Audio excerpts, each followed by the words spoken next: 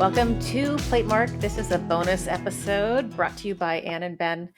We wanted to take time in between regular episodes to talk about issues that have popped up, or sometimes by you asking questions and sometimes by us going, hey, we never really talked about that one thing.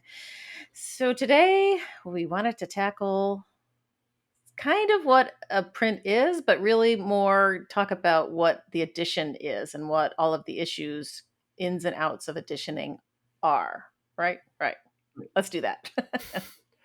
Yes, and an edition is one component of what makes a print, but in terms of, our foundational knowledge of printmaking, the multiplicity that is inherent within print, an edition is a nice way to begin to get at that idea in a very logistical way.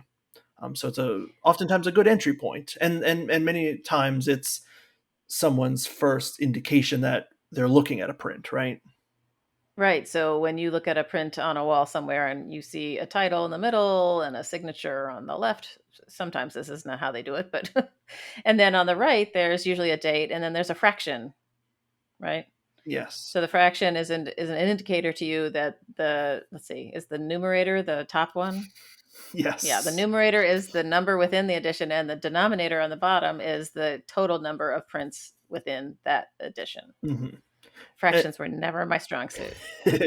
Yeah. So, I mean, kind of, I think a general rule of thumb on the very basic level is if you're looking at something that looks like art that's flat, um, and there's a fraction involved, I can't think of a single painting that includes a fraction in, the lower margin of the image.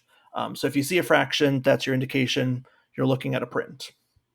Right, and it's kind of arbitrary. We were just prep talking about how this process going into making a print is just about the same thing as printing your Heinz 57 ketchup label, is the same as the postcard you sent to your mom from wherever.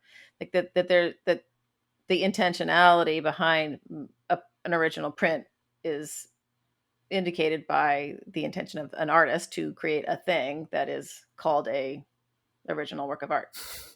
Yes, and I there's I mean the history of the editions comes out of this kind of fear, or I don't know exactly how to psychoanalyze the intentions behind it, but it was because with the medium of and the technology behind printmaking, especially things like steam powered presses, and kind of the further industrialization of printmaking technologies, that everything could be printed.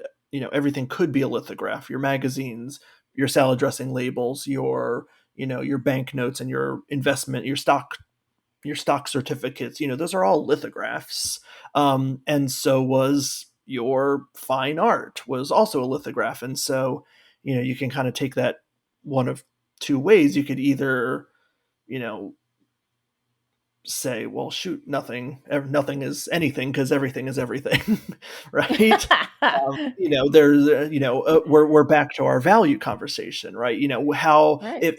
if there's nothing materially indicating value, then how do we make something valuable?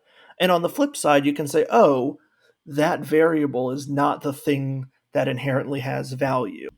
I feel like sometimes you can get into conversations where, how long something took is Mhm. equated with value, or, the cost of the materials is equating value, or, oh, this took me so long, which,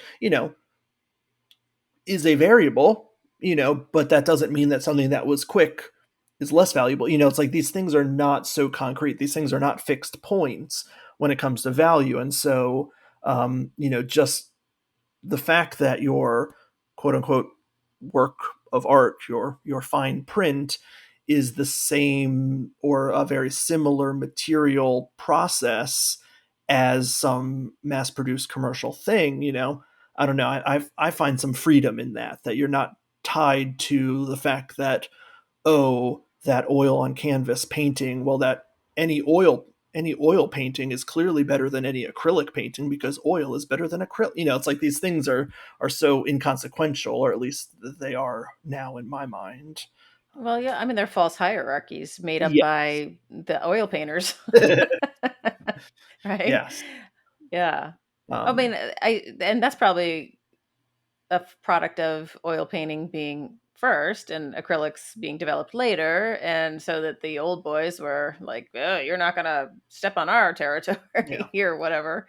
And yeah, and acrylic paint was a new technology that Right. that that put the the power in a greater number of hands. More people could make paintings. The same thing with paint in tubes. That's part of the story of Impressionism, that suddenly, you didn't have to have your chunk of cobalt, and you weren't shaving your lead. I don't actually understand how all these pigments work, but you didn't have to have an entire chemistry lab, material science lab to be a painter.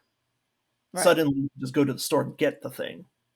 So, you know, Yeah, it changes everything. yeah. So Yeah, those who had a bunch of assistants grinding pigments for them, so that they could they're be all out of work. yeah, so that they could be a painter. There's an understandable desire to keep hold of that authority. Right. Well, and with printmaking, it's in the 19th century, right? Right? Yeah, it's in the 19th century with Whistler, basically, and the group of artists who came to call themselves the peintre graveur, the painter engravers, the painters who also make prints, um, were after some method of differentiating themselves from these new, now commercial um, methods of image making, right? Yeah, yeah, and so they believe that you know if you can think of printmaking as kind of two big parts in terms of the creative process practice of printmaking. There's the work that goes into creating the plate or the matrix, and then there's the printing. So a lot of times if you were at that time, if you were a professional printmaker, that meant you were a commercial printer and not an artist. So really, all of the people who we now, in hindsight, label as artists were actually amateurs by their definition, because that was what set them apart from the guys who went to factories that made images, right? Yes, the And now so called commercial, right? yes, so it's like Right. these definitions switch. It's like the Democratic Republican Party shift. It's like these Right, right. definitions and these roles and the power that's kind of associated with them are so fluid. And so if you were if if you were a new etcher, and you made a plate, you etched it, you drew your design in, you etched it, yada yada, you have a matrix, a printing matrix. If you handed that off to a printer to say, here sir, I would like 15 of these, of this nice paysage that I've just put onto this copper plate, suddenly that was meant that you weren't an artist, because you were not in control, you were not taking the artistic you're not squeezing all the artistic juices out of every stage of the process. And that's where you also, the painter graveurs, you also get the you know um, different kinds of inking. It's not just getting what's in the plate onto the paper. They're doing these things, leaving a bunch of ink on the surface of their etching plates to get all these different atmospheric, these painterly qualities to their prints, to further separate themselves from a commercial shop that's spitting out 10,000 images that were all identical. Right, and they're also doing things in addition to adding some ink to the surfaces to create whatever effects they're after. They're adding things in the margins and little sort of doodles and doing things on colored papers or printing them on special, some special Japon paper or even vellum, just to create sort of this limited special something. for the Yeah. market. It's like a master marketing plan, really, if you think about it. Yeah. And I And it mean, creates the entire contemporary print market. Like that's how it all goes now, right? yes. And I mean, it's so hard. It's like I don't want to come off as cynical because obviously, we are huge believers that a successful work of art made in a print medium is taking advantage of every one of those stages, and I don't know. It's hard to separate the two because there's definitely a very market side of this equation that is creating artificial rarity, that's creating a collectible thing to say, oh well, there's only oh, I had this blue paper and so I printed it in a deep blue ink on this blue paper, and there's only two of those, and some collectors will think that that's far more valuable than others that are on the regular quote unquote paper. I don't know, it's so hard whether or not to put the artist first or the marketer, collector, publisher first. Yeah, I don't know exactly how to square that. I know. It is weird, but in terms of being an artist now, I've always wanted to sort of say this out loud, like the when you're if you're an artist now and you're making an edition of prints, there's lots of choices you get to make as you're doing it. So I've heard artists say, well, the size of the edition was however many I could print in that one day, or over that weekend, or some finite bit, or it was limited by the number of pieces of paper Yeah. that all were the same. I ran out of paper, so I stopped the editioning there. Um, you have to change the color of the ink because they're not making that particular blue anymore. Well, guess what? Like that's, you have three that are outside of the edition, and you have to now replace those three with the amount of ink that. So there's all these variables that go, and the one that makes me most bonkers is this idea people have that the first out of 50 or however many numbers of things there are is the best because it was the first one pulled off of the press. I mean, that's complete falsity because by the time you've printed all of them and they've gone into these stacks and you've gone through them to decide which ones are, good enough to be in the edition, nobody knows which one's the first one anymore. Yeah. Right? Yes, and I feel I think I was. It's my fault. I think we spun off conceptually before No, so there's a before lot to do. covering the basics. But so maybe I could just give a quick rundown of some of these words that we're using. Oh yeah, we're So gonna back so up. Sorry. so so there's a portion where you're okay, going back to what I was saying before, where you have kind of your portion of the process where you're creating the matrix, where you're working on the block or the stone or the plate until it's to your liking. And so throughout that time, you are printing it, but those are what are called proofs. There's a bunch of different names. If you have the image just the way that you like it and you're trying out different colors of ink, oh, I want, trying a bit of a warmer, browner ink or a cooler, bluer ink in your blacks, those can be called color trial proofs or CTPs. You can have ones as you're going, as you're building up the image. Those are often called states. So you can sometimes see state one, state two, state three, and then that's as you're developing what's in the plate, right? And so those Right. are those are those are your state proofs. So a state is each time, not every time the plate changes, but every time the plate changes enough that you print it again and save it. Right. So many of these things are I mean, all of these numbers, the numbers that you see and all of the like words, all the the titles and the signatures and everything, that happens all at the end. None of that happens as you're going. You're not Right. and so once you have conceived the print as you would like it, the image is the way you like it, the color, you figured out how you would like to ink it. I'm speaking about sort of the contemporary traditional way that if you're the artist and printing your own work, right? Okay. There's a lot here, isn't there? There's a lot. Um, then you're like, great, okay. You switch out, you switch your brain space, and now you're like, okay, now I'm printing. So the entire idea of an addition is that that denominator, if it's, if you're looking at an image and underneath it it says 3 out of 15, that is somewhat of a visual contract, that there are 15 of those, that this is one of 15 that are all identical, is the working knowledge of what that means. And that's what the addition is. The addition is those 15 things. Outside of the addition, which is the phrase you just used, is those other things, is the color trial proofs, is the state proofs. And in addition to that 15, the, oh, I'm printing my work, but Anne helped me. I'm going to, as compensation, since obviously there's a whole lot of money flowing around, I'm going to, instead of paying Anne, I'm going to give her beer, pizza, and a printer's proof.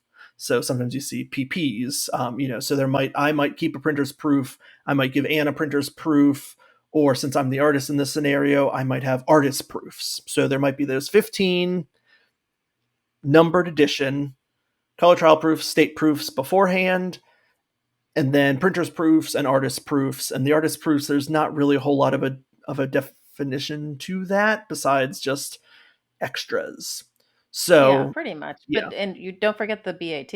Oh yes. Well, that, see that, yes. Aha. So if you ever see, and you likely, for the general print viewing, collecting, buying enthusiast, you're probably not going to see something that says BAT or uh, GTP. Is Oh a yeah, good to pull, lesser right. lesser note. So Mm. BAT is bonature, good to pull, and that is that indication of, that's that final proof, that's your final draft. That says, okay, great, I figured out the image the way I like it. I figured out the color. I figured out the paper I want to use. I figured out the margins. I figured everything out. This is the one. And oftentimes when you're printing, because those 15 need to be identical, you have to have kind of a mother print. And so that's what the BAT is. So oftentimes you'll have the BAT sitting there as you're printing, so that you're constantly comparing. Because as you're printing, if you're always comparing your print to the one that you printed right before you, things can slowly get out of whack. So you're constantly referring back to the BAT. Um, and you see that much more with the collaborative printmaking. When artists are doing printing themselves, sometimes there's a BAT, sometimes there's not. Because it's a one person show at that point, really. Right. Um, yeah, I think that, but the idea is that number is the set thing, and it's not that you would print 15. If I want to get a numeric edition of 15, I might prepare, you know, 20 pieces of paper, because you're going to have errors as you're printing, and the more complexity technically you have, if you're printing a 7-plate etching, you're going to have to give yourself a lot more what we call tear. Might want to go from 10% tear to 20% tear, because every one of those generations, if you mess up on that 7th plate, that's it. um, and so these pieces of paper don't have those numbers on them. That's not their social security number. They're not given that at birth. The piece of paper does not come off the press and get a number. You print 20, 24 of those things, then you sit down and you figure out which 15 look the most alike. So that number is, the numerator is random. Yes. What did I I think miss? it is. Yeah. Well, And to restate your point, if you see 1 out of 15, that does not mean that was the first print pulled. that's correct. That just means it was the top of the pile when the artist went to number them. That's it. That's right. That's right. It could be the 25th. Yeah. Yeah. I mean, I think, there is some discussion about the degradation of the plate as it is run through the press that many times, particularly with the wearing down of a dry point burr. That there's sort of stuff that will diminish as you go, so that you can see a print that comes off that looks a lot lighter in line or something. But there's also, variability in wiping. So you could have a super heavily wiped print come off the press that's after, like there's so many variables. Anyway, Yeah, don't trust the numbers. yeah. The I numbers mean, trust them, but don't. understand that they indicate something, but they are not the end of the story. Right. And Yeah. everything that we're saying is, applies to more prints made in the modern era. From the what probably 1950s to today.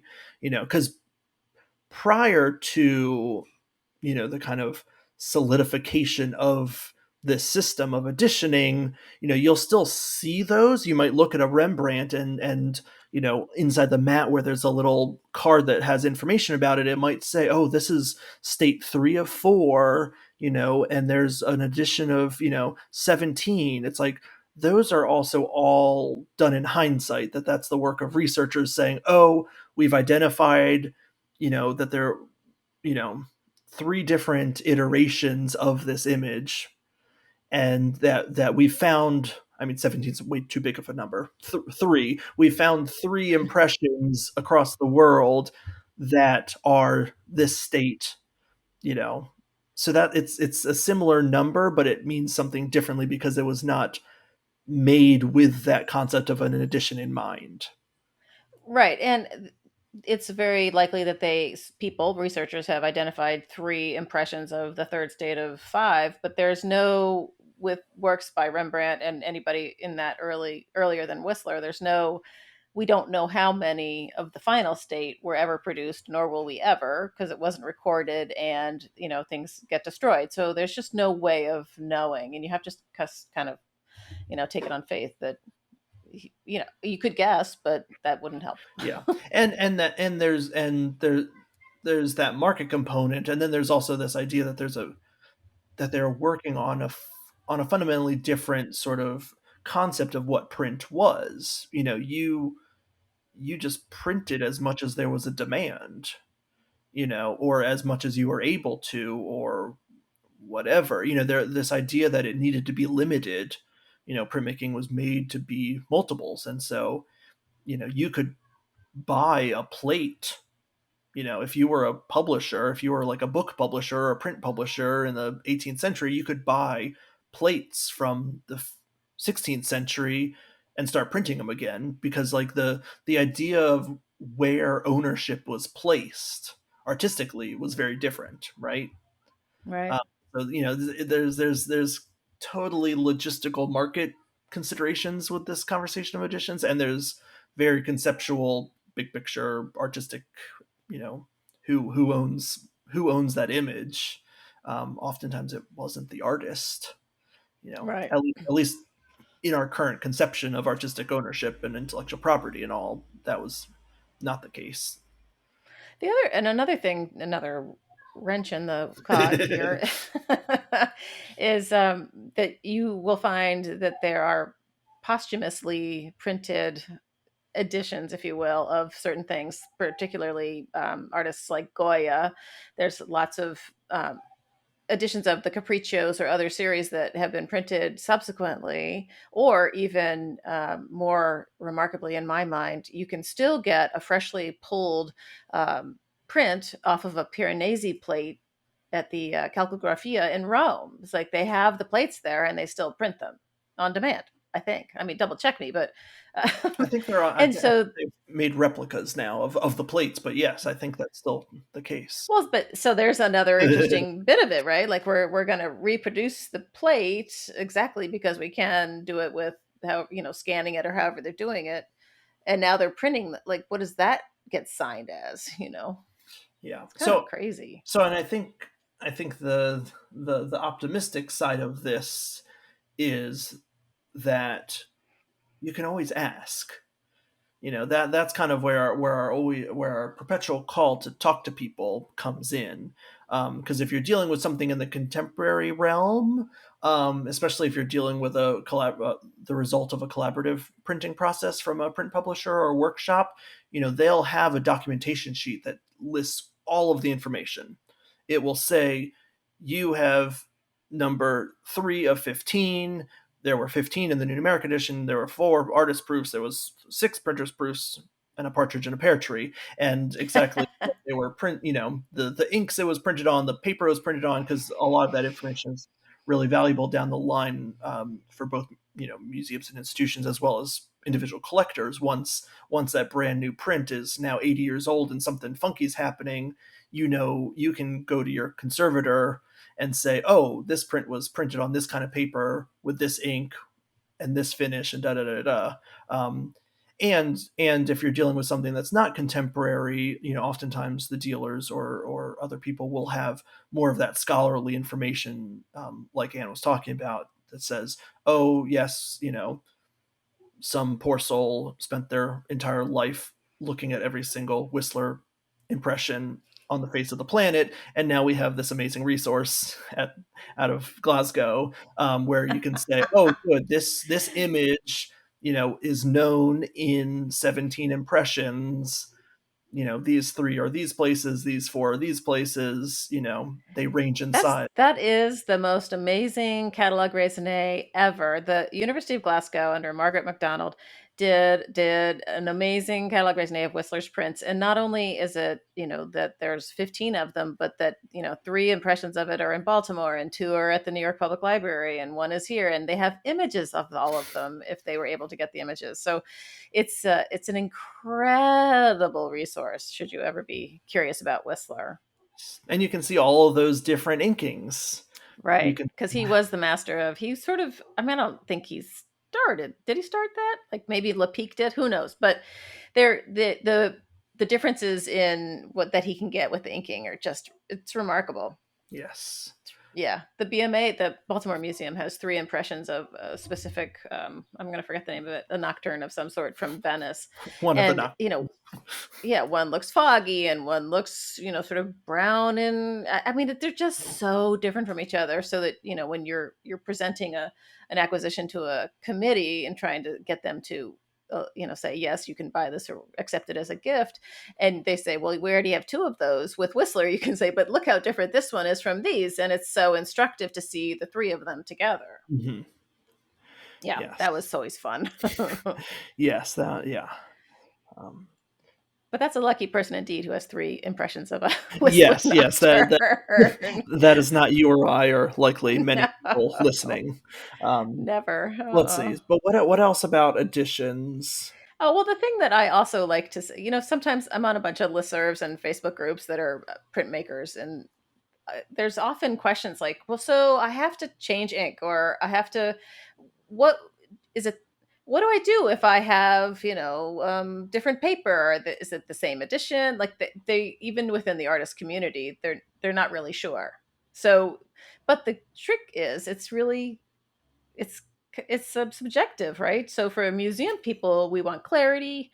We want, the 15 of this kind of paper and the 15 of that kind of paper to be called different editions, Mhm. even if the images are the same. So, there are rules, but they're made up, really. Of course, well, as all rules are, Oh, right. outside Oh, of God. brevity. Right. um, And the other thing is like the popularity of an image. So I have an image, a print on a wall downstairs, and it's signed, 15 or whatever the number is, over 100 with the Roman numeral 2, which means that in their parlance that it's a second run of 100, because the first run sold out really fast and they wanted to keep selling it. So they've created sort of a secondary edition of it, even though it's pretty much identical.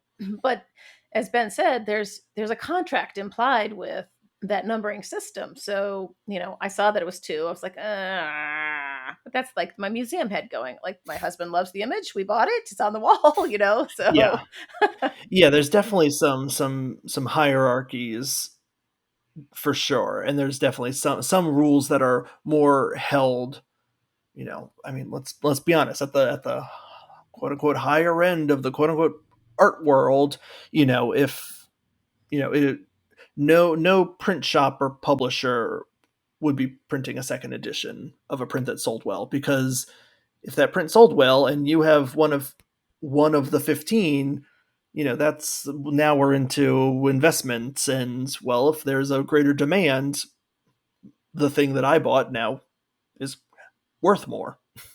Right, um, exactly. but those rules are not as given as It should, much weight in different sectors of the world, right. and I And we that's shouldn't let the market drive the yeah. I mean, it's complicated.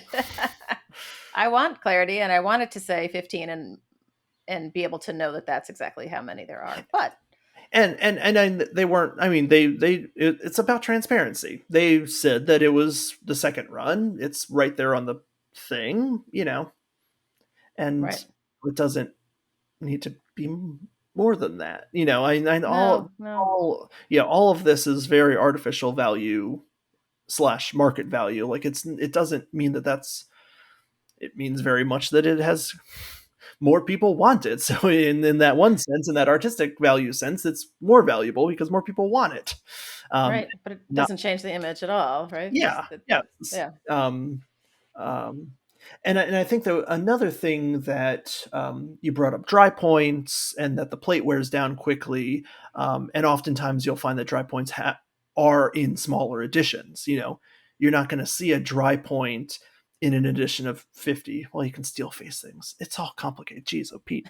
Um, anyway, the point I was failing to get at just now was, there is also, in terms of, educating people while they're looking, if you see something and the edition size is 5,000, you know the artist or the printer is not pulling each one of those by hand.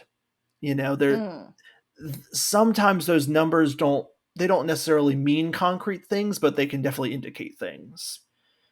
And if the signature is printed along with the image, if the denominator is printed along with the image, like, some of these things are indicators that the work you're looking at is coming from a different sector of the print world, right? I'm Well, and trying to there's make a value neutral statement here. no, I know, but like, there's also like the fancy giclée reproductions of other works of art that people have signed as limited editions, which is sort of, and I'm a purist, so I'm like, what the heck is that? But so you have to be careful, and you have to know what you're looking at, or ask somebody to help you understand what you're seeing. And reverse Google image search is a beautiful thing. Oh, no kidding. I mean, so when I worked when I had jobs at museums, I was often the one picking up the phone for when people called to say, "I have a thing," and I was on My the other uncle left end. it to me, Yes, right? and oftentimes, I mean, this was now a decade ago, so I'm hoping the situation is slightly better these days, in terms of getting people to send an image. And if I was able to then say, ah, yes, that is a painting that is at the Nelson Atkins Museum, what you have is a reproduction. And that goes back to this whole idea that the medium is not a concrete indicator of what it is, right? Because whether or not, and I got into this thing on TikTok. I was invited into this conversation that was going on around whether or not artists should be making prints, and I was like, of course artists should make prints. Prints are amazing. Have you seen prints? Let me tell you about prints. And I was halfway through the conversation before I realized that they weren't asking whether or not an artist, it would be beneficial for an artist to start exploring the medium of printmaking for their own work. It was much more of a professional conversation, career advice of, should I be making reproductions of my paintings? And I was like, oh, that is a completely different conversation. And yes, it's an unfortunate slippage of terms that when people say, oh yeah, I have a print, in many times that does mean, oh, I have a reproduction of a Right. work that exists in another medium, Right. which complicates things. And as you said, oftentimes those reproductions are then offered in limited quantities for all the reasons that you might want to limit something. Right. Um, and that gets into tricky things. And I guess my only concrete advice is to seek out that transparency, to know whether or not, and decide for yourself whether, how much, if your idea of the value of that thing meets with the price that's on it. you know if you love an image and it's a reproduction, like, go for it, like, by Right. all means. But I feel like there's definitely some unintentional or otherwise circumstances where people, drop many hundreds of dollars or something on something, and think that, oh, it's a limited edition print, da, da, da, da, and then you're like, oh yeah, that's a photomechanical reproduction of a painting that's somewhere else. And if that was news to the person after they've already bought it, that's unfortunate. Right. you It's a know pitfall. yeah. Yeah. And I feel like there's definitely less shiny parts of the market that do take advantage of that, right? Sure. Or I they, mean, you see like fabulous framed things in like the Sharper Image catalog on the airplane or whatever, and they're charging $3,000 for, like, well, that's a expensive frame. Like, I mean, yes, it's insane. Like, yeah. yeah, So if you have questions, ask us. yeah. Or, I mean, I always, seek out artists. Try and find artists that you like. Find, let's say you don't, in coming back to our demystifying and trying to decenter things, yes, come talk to us, but also don't talk to us. It's not about us. If there's some artist on Instagram that you say, oh, that's cool, contact them. Look at their website, see what they got going on. It's, we there are all these tools at our disposal now that probably weren't there 10, 15 years ago, that allow much greater access to artists, to and artists have better and better platforms to sell their work directly. Like, there's a whole spectrum of things. You don't have to go through the traditional channels to, and oftentimes they're way cheaper. Getting an original thing from an artist might be way cheaper than a reproduction from a blue chippy someone. you Yes, know I agree with you. so Oh, there's so much to it. Oh my God. tell us where we lost you, and we'll keep talking. I feel like it's, yeah, right, exactly. Yeah, it's, anyway, yeah, there's so we could go on for hours about this stuff, but we're not gonna. So let us conclude our bonus episode there. Thank you for Yes, joining us. Yeah, and if you have curiosity about other things, let us know and we'll dig in. there's other things written under the print. We covered one of the three or four things. Oh no. Don't even start. These are not what they seem. But we love Prince. Prince Rock, the Bay Rule. We love him. All right. See you guys next time. Right.